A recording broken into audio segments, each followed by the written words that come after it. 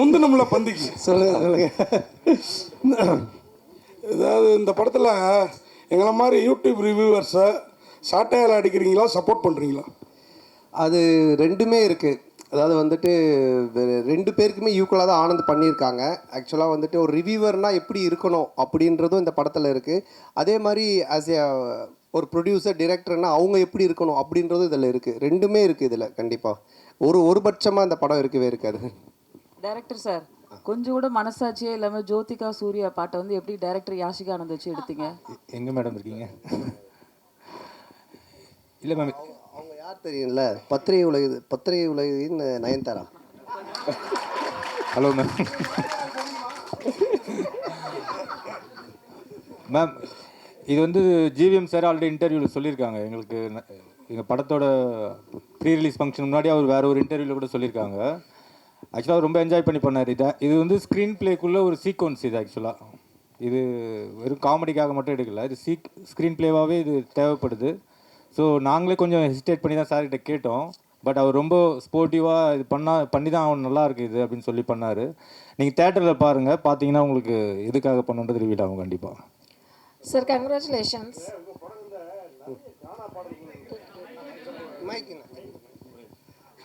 உங்கள் படங்களில் நிறைய கானா பாடல்களுக்கு முக்கியத்துவம் கொடுக்குறீங்க. அதுக்கு என்ன காரணம்? அதுக்கு இந்த ஹீரோக்களில் நீங்கள் ஹீரோவாக ஆகிட்டீங்க.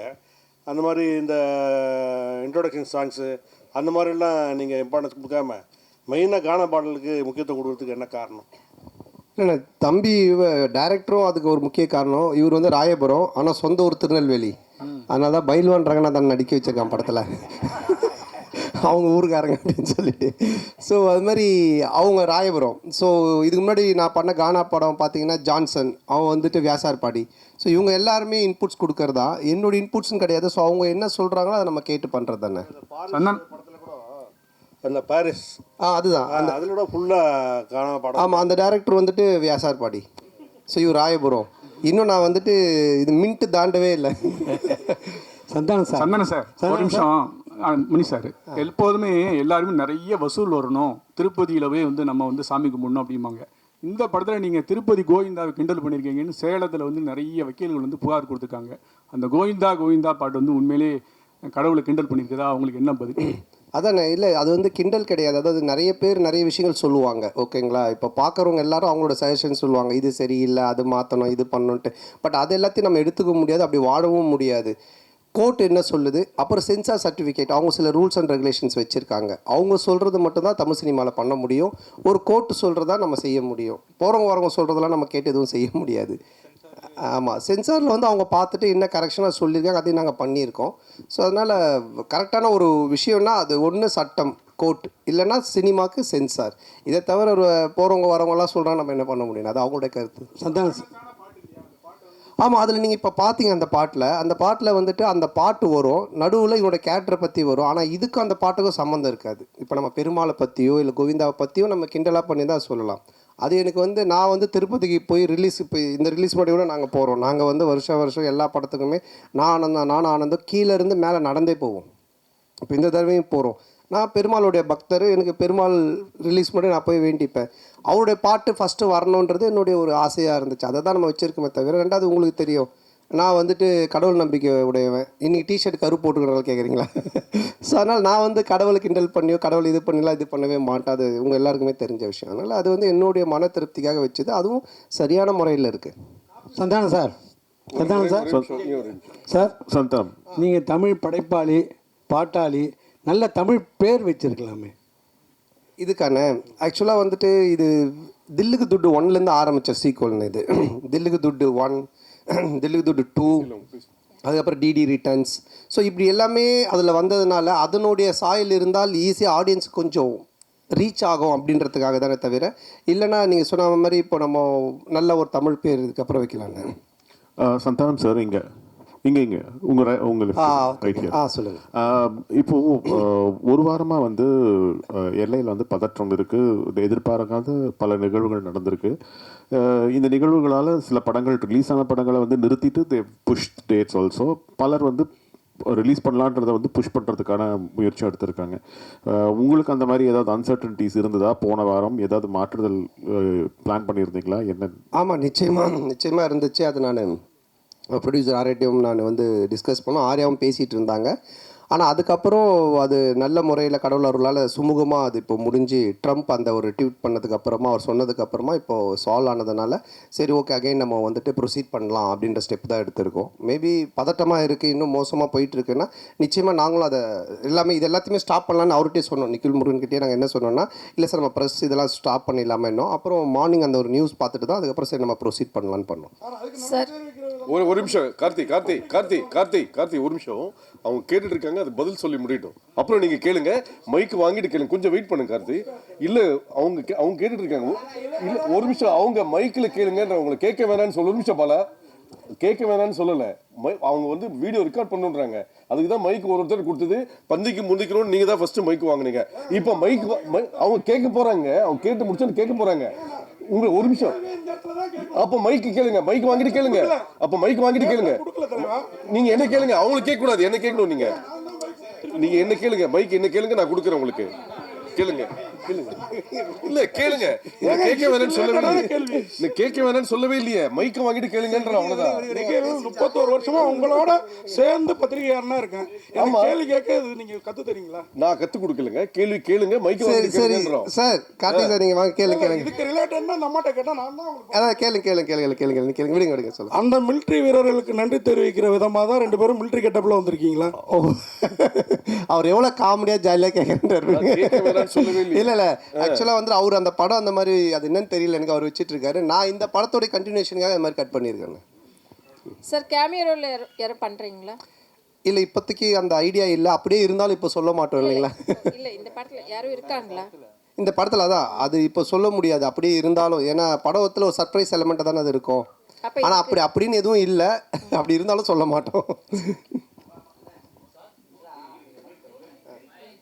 டைரக்டர் சார், டைரக்டர் சார், இன்னொரு மைக் கொடுமா. போஸ்டரில் ஹீரோயினையும் கஸ்தூரி மேடத்தையும் காணாம என்ன காரணம்? இன்னைக்கு இது நிறைய போஸ்டர் டிசைன்ஸ் பண்ணோம் சார். ஸோ இதில் இன்னைக்கு 15th வந்துடும் சார் கஸ்தூரி மேடம் போஸ்டர்.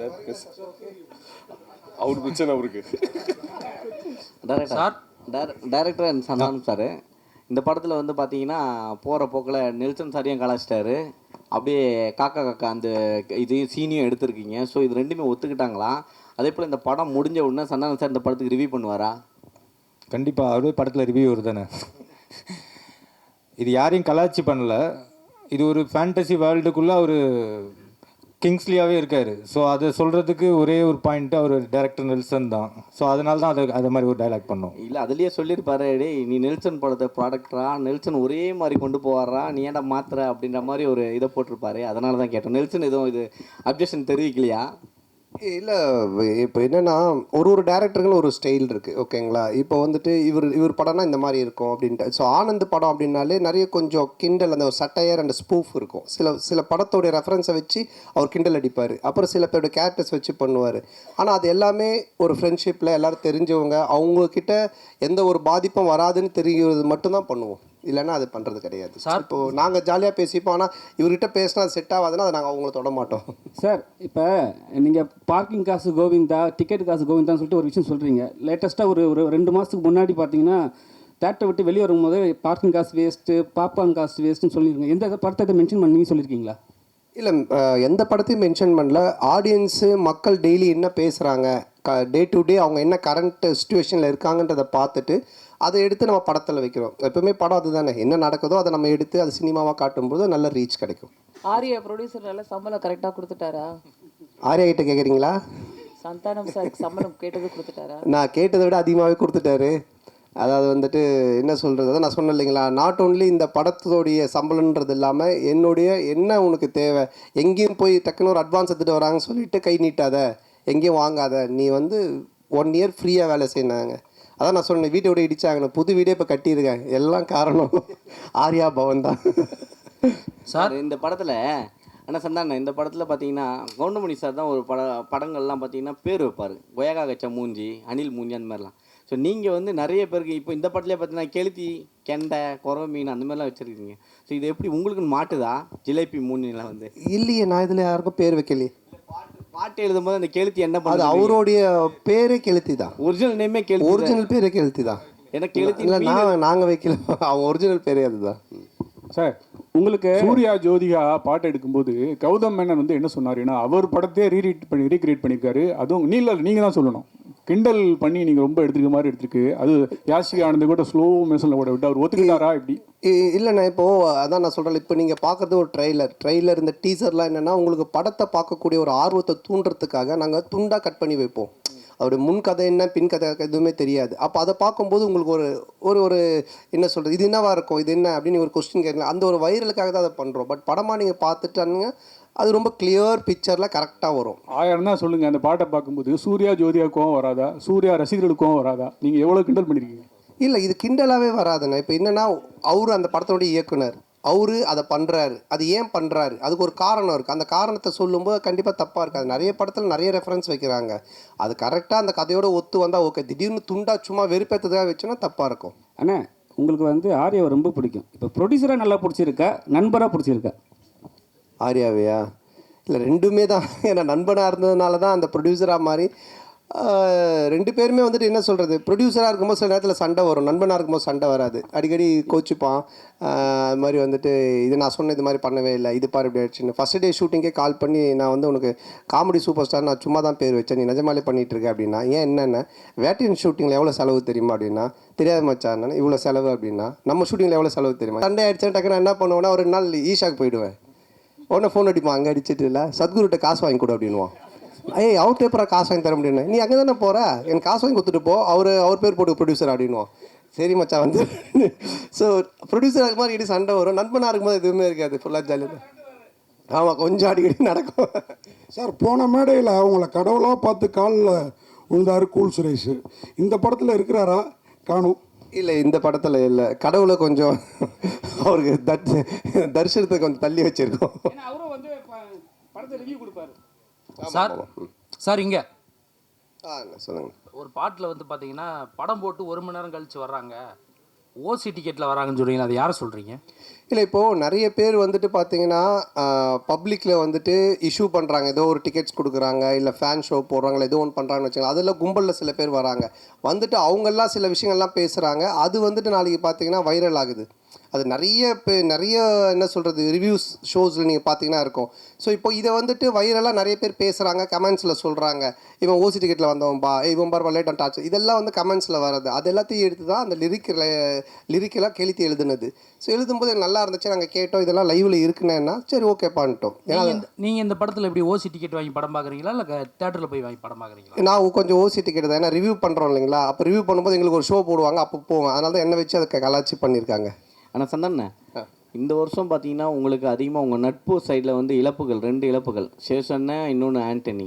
ஸோ இந்த படத்தில் சேஷ் இருந்தால் எப்படி இருந்திருக்கும்? ஏன்னா இப்போ இல்லை. ஸோ ஒருவேளை சேஷுக்கான ஏதாவது சீக்வன்ஸ் ஏதாவது வச்சுருந்தீங்களா? அது இல்லாமல் டிடின்ற இதுக்கு வழக்கம் போயிட்டுருக்கு. இல்லை இருக்குது, அதாவது வந்து எங்கள் டீம் எல்லாருக்குமே தான் நாங்கள் எழுதுவோம், அதில் இருந்துச்சு. ஆனால் பட்டு காலத்தின் இது அவர் இல்லை. பட் எல்லாருக்குமே எங்கள் டீமில் எல்லாருமே வச்சு தான் எழுதுவோம். அந்த நான் இப்போது கம்ஃபர்ட் ஜோனுன்னு ஒரு சில ஹீரோஸ் இருக்காங்க, அதே டேரக்டர் அதே டீமோட. இந்த ஹீரோஸ்க்கு வந்துட்டுனா அவங்களோட டீம் பண்ணால் கரெக்டாக இருக்கும். இதை நீங்கள் எப்படி பார்க்குறீங்க? உங்களுக்கு இதே மாதிரி ஃபஸ்ட்டு பார்ட் 1, இப்போ 2, இதுக்கு அப்புறம் 3 பண்ண போகிறேன்னு சொன்னீங்க. ஸோ இதை தாண்டி நீங்கள் சந்தானமாக ஒரு ஆக்டராக, இப்போவுமே ஆக்டராக இதை தாண்டி ஒரு லெவலுக்கு வர வாய்ப்பு இருக்கா? இல்லை இப்போ என்னென்னா படம் பார்த்தீங்கன்னா ஃபஸ்ட்டு மாதிரிலாம் ஒரு படம் பண்ணோம் டக்குன்னு இன்னொரு கதை அப்படின்லாம் கிடையாது. ஏன்னா இன்றைக்கி ஓப்பன் மீடியாவாக போச்சு. ஓடிடி பிளாட்ஃபார்ம் வந்தோடனே ஹாலிவுட் படத்துலேருந்து எல்லா படங்களுமே ஆடியன்ஸ் எல்லாத்தையுமே பார்க்குறாங்க. ஸோ ஒரு டைரக்டரோடு ட்ராவல் பண்ணி ஒன்று சிங்க் ஆகி ஒன்று வந்து செட் ஆகிறதுக்கு மினிமம் ஒரு 2-3 படம் ஆகுது. அதனால தான் டக்கு மாற்றி போக முடியல. ஏன்னா என்னுடைய சிங்க் அவருக்கு தெரியணும், அவருடைய சிங்க் எனக்கு தெரியணும். அதுக்காக தான் அந்த மாதிரி ட்ராவல் பண்ணுறமே தவிர மற்றபடி. சந்தனம் சார் இங்கே தான் திருப்பி ரைட் ஹியர். உங்களுடைய நட்பு வந்து சிம்புவோட வந்து எல்லாருக்கும் தெரிஞ்ச விஷயம். அண்ட் அவர் வந்து ஒரு ரிக்வெஸ்ட் வச்சுருக்காரு உங்ககிட்ட, நீங்கள் மறுபடியும் காமெடியனாகவும் படம் வந்து நடிக்கணும் அப்படின்ட்டு. அந்த ரிக்வெஸ்ட்டை எவ்வளோ தூரத்துக்கு நீங்கள் எடுத்துக்கிட்டு இருக்கீங்க? இனிமேல் சந்தானம் காமெடியானவும் அடிக்கடி படத்தில் பார்க்க முடியுமா? ஏன்னா உங்களுக்குன்னு ஒரு ஃபேன் பேஸ் இருக்குது, அந்த ஃபேன் பேஸ் நீங்கள் மறுபடியும் காமெடியன் ரோல்ஸும் பண்ணணும்னு எதிர்பார்க்குறாங்க. இல்லை அதுதான், இப்போ காமெடி ரோல்னால் நீங்கள் ஃபஸ்ட்டு பார்த்த சந்தானத்தை பார்க்க முடியாது, நிச்சயமாக அந்த மாதிரி ஒரு சந்தானம் இருக்காது. ஏன்னா அது இப்போவே ஆடியன்ஸுக்கு டிவியில் நிறைய ஷோஸில் நிறைய ஆதித்யா சேனல் சிரிப்பெல்லாம் பார்த்துட்டாங்க, நீங்களும் யூடியூப்பில் நிறைய பார்த்துருக்கீங்க. ஸோ புதுசாக ஒன்று பண்ணணும், அது எப்படி டிசைன் பண்ணி பண்ணணுன்றதை நானும் யோசிச்சுக்கிட்டு இருக்கேன். அண்டு எல்லா படத்துலையும் என்னால் பண்ணுவேனான்னு எனக்கு தெரியல, ஏன்னா எனக்கு ஆல்ரெடி கமிட் ஆகி ஹீரோவாக பண்ணக்கூடிய அட்வான்ஸ் கொடுத்து ஒரு 3-4 பேர் ஆல்ரெடி வெயிட்டிங்கில் இருக்காங்க. ஸோ அதுவும் நான் பண்ணணும். இப்போ அதுவே நான் ஒரு படத்தை திருப்பியும் அவங்களுக்கு ரிட்டர்ன் பண்ணிட்டு தான் எஸ்டிஆருக்காக அதை பண்ணுறேன். அவருக்கு அதை என்ன மாதிரி பண்ண முடியுன்றதை நான் இப்போ டிசைன் பண்ணிகிட்டு இருக்கோம். அதுக்கப்புறம் ஆர்யாவோட ஒரு கமிட்மெண்ட் இருக்குது, நான் வடக்குப்பட்டி ராமசாமிலே சொன்னேன் ஆர்யாவோட நான் பண்ணோம் அப்படின்ட்டு. ஸோ அந்த கமிட்மெண்ட்டும் போயிட்டுருக்கு. ஸோ அதுக்கும் பேசிகிட்டு இருந்தோம், பட் இவன் எப்போ பண்ணுவான்னு தெரியல, இவங்கிட்ட அப்படின்னா ஆர்யா கியூபுக்கே 1 வீக் ஆச்சு தான் அனுப்புனேன் அப்படின்னு சொன்னேன். ஸோ ஆனந்தம் ஒரு லைன் ஒன்று எழுதியிருக்கான் எங்கள் 2 பேரை வச்சு, அதில் ஒரு கேரக்டர் ஒன்று பண்ணலான் இருக்கோம். ஸோ பண்ணுவேன் கண்டிப்பாக, ஆனால் நிறைய பண்ணுவேனான்னு தெரியாது, பழசை பண்ண மாட்டேன் நிச்சயமாக. ஆனால் இந்த கொஸ்டினோட தொடர்ச்சி தான் இது. சிம்பு சார் சொன்னார் தமிழ் சினிமாவில் காமெடி நடிகர்கள் குறைஞ்சிட்டாங்க, காமெடியும் கம்மியாகிடுச்சுன்னு சொல்கிறாங்க. அது எப்படி நீங்கள் பார்க்குறீங்க? அவர் சொன்னதுக்கு என்ன வந்து பார்க்குறீங்க, நான் எப்படி இல்லை, சொல்கிறேன்? ஏன்னா அவர் உங்களை வச்சு தான் சொன்னார், நீங்களாம் வந்து ஆக்டர் ஆகி போயிட்டீங்க, ஹீரோ ஆகி போயிட்டீங்க, ஸோ வந்து தமிழ் சினிமாவில் காமெடி கம்மியாகிடுச்சுன்னு சொன்னார். இல்லை, என்கிட்ட அவர் பர்சனலாக சொல்ல பப்ளிக்காக எல்லார்கிட்டையும் சொன்னார். அப்போ நீங்கள் நடிக்க வாங்கன்னு கூப்பிட்டா நான் அதுக்கு எஸ்ன்னு சொன்னேன். அதை நான் எப்படி சொல்ல முடியும்? ஆரியா சார், சார்பட்டா பயங்கர ஹிட்டு, பிளாக் பஸ்டர், செகண்டும் வரப்போகுதுன்றாங்க. அதில் நீங்கள் இருக்கீங்களா, இல்லை அடுத்த படத்துக்கு ப்ரொடியூசராக காலத்தில் இறங்க போகிறீங்களா சந்தானம் சாரை வச்சு? இல்லை, இப்போ சார்பட்டை வந்து ஆகஸ்ட்லேருந்து ஷூட்டிங், இப்போ பார்ட் 2. இப்போ வந்து வேட்டும் ரஞ்சித் சார் அந்த படம் ஷூட்டிங் போயிட்டுருக்கு. ஸோ கண்டிப்பாக அது ஆகஸ்ட்லேருந்து பார்ட் 2 ஸ்டார்ட் பண்ணுறோம். சார், நீங்கள் ப்ரொடியூஸ் பண்ணதுக்கப்புறம் சந்தானம் சார் நீங்கள் சொன்ன மாதிரி கேட்க ஆரம்பிச்சாரா, இல்லை அவர் சொல்கிறது நீங்கள் கேட்க ஆரம்பிச்சிங்களா? ஏன்னா பாட்லேயே சொல்லியிருப்பாரு. இந்த படம் பொறுத்த வரைக்கும் என்ன, ப்ரொடியூசர்னு பேர் தான், பண்ணதெல்லாம் இவர் தான். ஏன்னா அதை நான் சொன்னல, ஃபஸ்ட் டே ஷூட்டிங் போய் அந்த செலவு லிஸ்ட் எடுத்து பார்த்தேன். டேய், உண்மையான கப்பலில் ஷூட் பண்ணாலும் இவ்வளோ செலவாகுதுடா அப்படின்னு சொன்னேன். பட் நான் அதாவது சொன்ன மாதிரி இந்த படம் அப்படி எடுத்திருந்தா தான், இப்போ நீங்கள் அந்த குவாலிட்டியாக எடுத்திருந்தா தான் அது அதோட அவுட்புட்டு அது தேவைப்படுது. பட் அது வந்து எவ்வளோ பெஸ்ட்டாக, எவ்வளோ எஃபிஷியண்ட்டாக ப்ரொடக்ஷன் சைட்லேருந்து எவ்வளோ கம்மியாக நம்ம பண்ண முடியுமோ, அது வந்து கம்மின்னா வேஸ்டேஜ் இல்லாமல் எங்களோட எக்ஸ்பீரியன்ஸ் டீமை வச்சு அது மேக்ஸிமம் வேஸ்டேஜ் கட் பண்ணி அது பெஸ்ட்டாக பண்ண முடியாத அளவுக்கு பண்ணியிருக்கோம். பட் எதுவுமே நான் கண்ட்ரோல் பண்ணது, நான் ஒன்று தான் அவர்கிட்ட சொன்னேன், எது தேவையோ பண்ணு, கண்டிப்பாக பண்ணாமல் இருக்காத. ஸோ அப்படி தான் இது பண்ணது, பட் ஃபுல்லாக பண்ணது அவர் தான். சந்தானம் சார், நீங்கள் காமெடி வெளிப்படத்தில் பண்ண மாட்டேன் அப்படின்னீங்க, சிம்புவோட நட்புக்காக இப்போ காமெடி போடுவீங்க. அதுமாரி பழைய ப்ரெஸ் மீட்டில் சொன்னீங்க நான் வந்து அரசியல் பக்கமே போக மாட்டேன் அப்படின்னு. இப்போ உங்கள் நண்பர் உதயநிதி சார் வந்து பார்த்தாவா எனக்கு ஹெல்ப் பண்ணு அப்படின்னு அடுத்த மே மாதம் கூப்பிட்டாருன்னா சிம்பு மாதிரி அந்த கொள்கையை மாற்றி ஏதாவது பிரச்சாரத்துக்காவது போகிறதுக்கு ஐடியா இருக்கா? சரி, அரசியலை பொறுத்த வரைக்கும் சார், யார் கூப்பிட்டாலும் யார் இது பண்ணாலுமே ஒரு விஷயம் தான் நான் வந்து தெளிவாக சொல்கிறது என்னென்னா, நீங்கள் உழைச்சா உங்களுக்கு சாப்பாடு, நான் உழைச்சா எனக்கு சாப்பாடு, இதை தவிர வேறு எதுவுமே கிடையாது.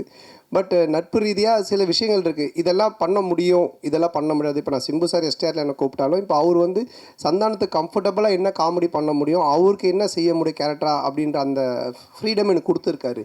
அதையே அதையே பண்ணணும் அப்படின்னு அவர் என்ன ஃபோர்ஸ் பண்ணல, இல்லை அந்த மாதிரி ஒன்று சொல்லலை. அது மாதிரி உதய் சார் கூப்பிட்டாலும் அதுக்குன்னு சில எனக்கு இந்த கம்ஃபர்டபுள் ஓகே, இதை நான் பண்ண முடியும், நான் வந்து சொல்ல முடியும், இதெல்லாம் எனக்கு ஓகேனா நான் நிச்சயமாக போய் பண்ணுவேன். சார் சந்தானம் சார், அடுத்த வாரம் பார்த்தீங்கன்னா நீங்கள் நடித்த படம், சூரி நடித்த படம், யோகி பாபு நடித்த படம், உங்களுக்குள்ளாரே ஒரு போட்டி வந்துடுச்சு. அது எப்படி பார்க்க? ஏன் மற்ற இன்னொருத்தர் விட்டுட்டிங்களே, டாம் க்ரூஸு, மிஷன் இம்பாசிபிள், அவரையும் சேர்த்துக்குங்க.